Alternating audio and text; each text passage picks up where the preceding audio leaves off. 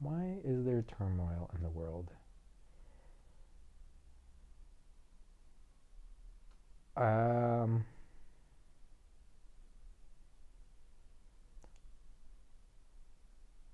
I think it's because we all it's real it's really hard to communicate. Words are a terrible means of communication of what my ideals are and what I want.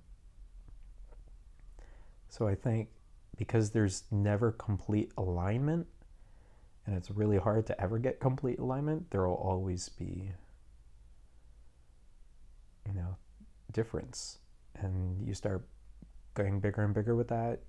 Different communities need to be organized different ways, or they want to be organized different ways, and then there's conflicting opinions, and people want resources or something, and they start debating across that. I think a lot of it is humans are just not really set up for very large groups of people. And yeah, it's like a bug in our programming. Like we're just not designed to have more than like 100 people around us. Once we do, it's like it starts getting confusing.